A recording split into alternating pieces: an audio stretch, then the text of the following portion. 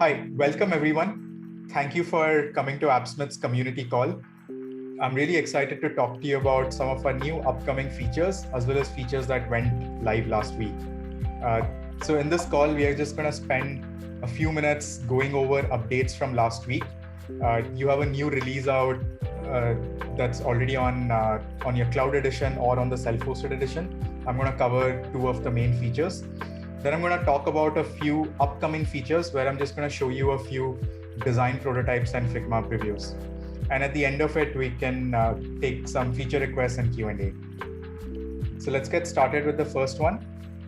We have a new feature which lets you automatically generate a page from a SQL database. This is super helpful when you have a database and you just need a quick admin panel so that you can modify and update the database. So this particular feature, it'll automatically generate about 4 queries for you. It'll also create a page with a table and a form to edit it. Let me show you how this works. So once you create a new page in AppSmith, now you're going to see two options. The first one is to build with drag and drop, and the second one is to generate from a data table. This is the new feature that I'm going to show you now. So if you click this, you then choose a database. I'm going to choose this Super Updates PostgreSDB that ships with every AppSmith instance. And then I'm going to just choose a table here. Let's take users.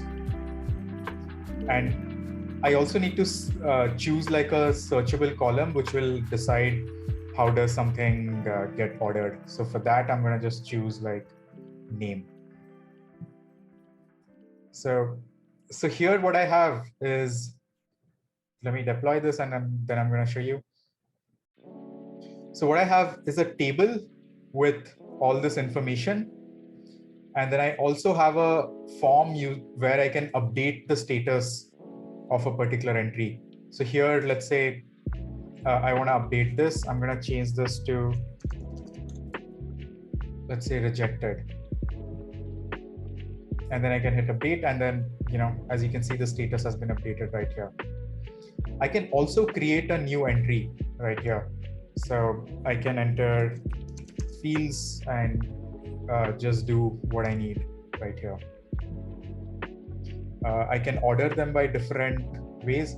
So all of these queries got auto-generated. Let me show you what those queries look like. So right here, I have 4 queries.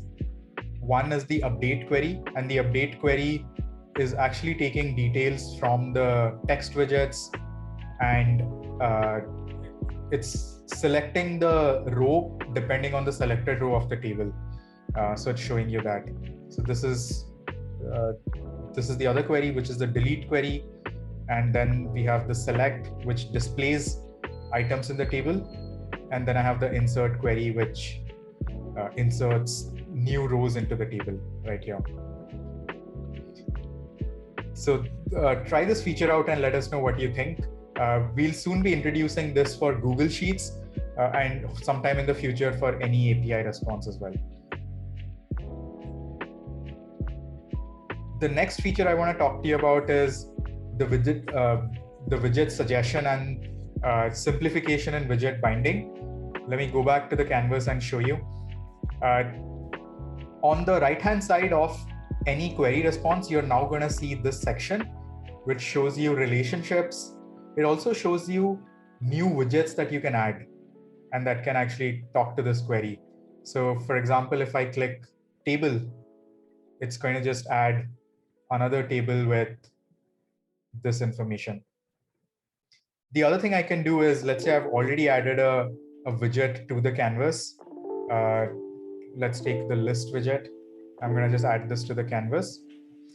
From the query, I can now connect the query directly to this list widget.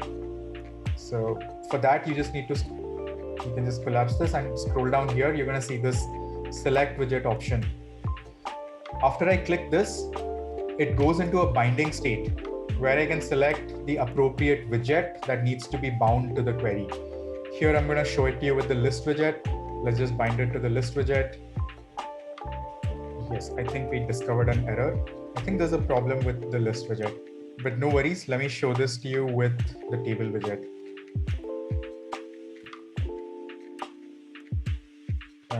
So here I can just click this, and then this just gets bound to that query. So this is a really cool feature right here. Again, this addition of a widget or selecting of a widget so that you can bind it to the query response is like super easy. So this, let's see if this list widget works. Okay, this one works. So here I was able to connect the query response to the list widget right here. And here I can then go ahead and update the setting. This can be current item dot avatar. And so here I have the image visible right here. Here again, I can change this to current item dot, let's say, address, and I can see that. So this is a feature that's going to save you a lot of time when it comes to binding widgets and DB queries or any API response as well. So these are two of the main features that went out over the last 2 weeks. There are a lot of bug fixes as well, and you can go read the release notes for more of them. Now, let me talk to you about a few design previews.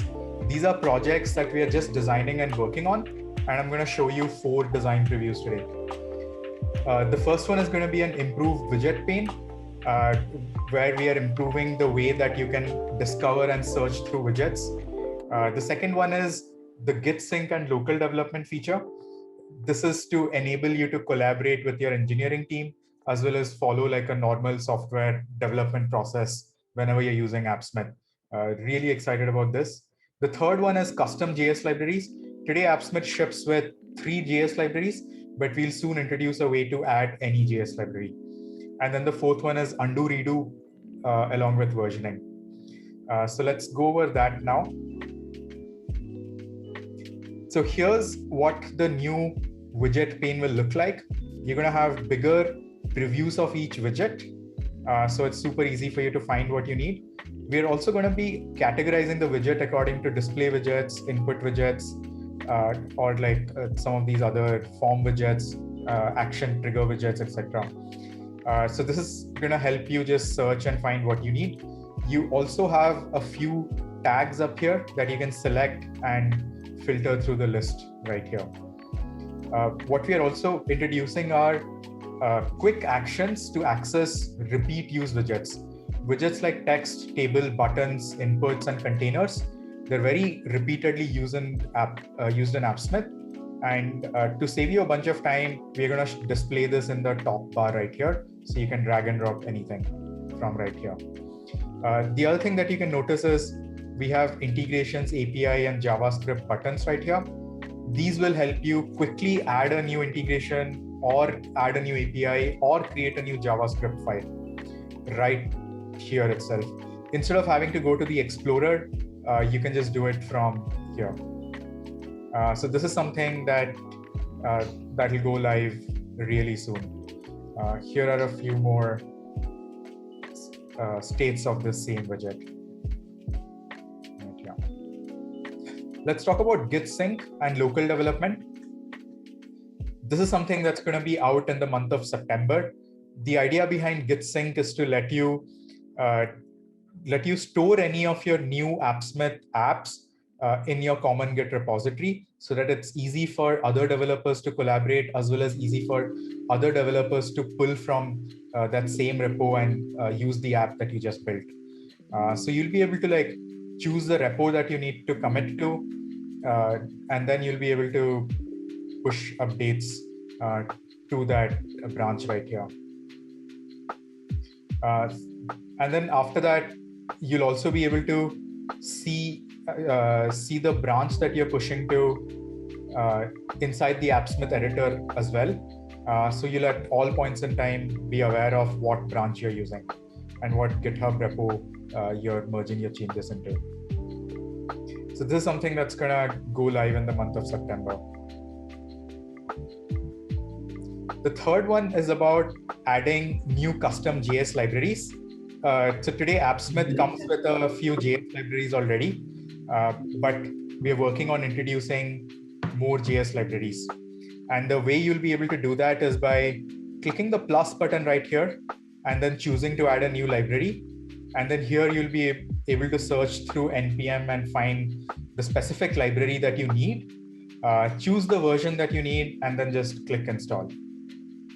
And you'll be able to access all the libraries that you've already added. You can also uninstall something that you don't need.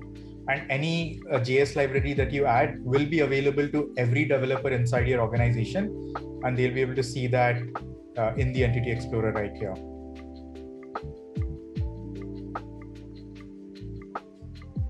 The fourth one and the final one that I want to talk about is version history and undo redo. Version history is something that's been missing in AppSmith, and we are finally excited to bring this to you. The idea behind version history is you can go back to a previous state very, very easily. You can see all the updates that you've made to the existing app and click any one of them to go back to that state. Or you will also see named versions or dated versions so that you can go find that particular timestamp and that particular version that you know worked really well. So this is what it's going to look like. It's going to show up on the right-hand side right here. Associated with this is the undo redo feature. The undo redo feature doesn't have UI, but it's keyboard focused. So you'll be able to do Command Z or Command Shift Z to undo and redo. And this will mean now you'll be able to recover from a bad state very easily, as well as go forward to a state that makes sense for you. You'll be able to access about a limit of 200 changes in this version of undo redo, which I think is enough. And otherwise, you anyway have version control to go back to a much older state. Right here. So this is all I have for you today. Some of these updates are going to go live over the next few weeks. And almost certainly by the end of September, all these features that I spoke about should be live. If you have any feedback about these features, feel free to comment on this video or leave any questions for us on our Discord community. For now, this is all I have for you. Thank you so much. Have a great day. Bye.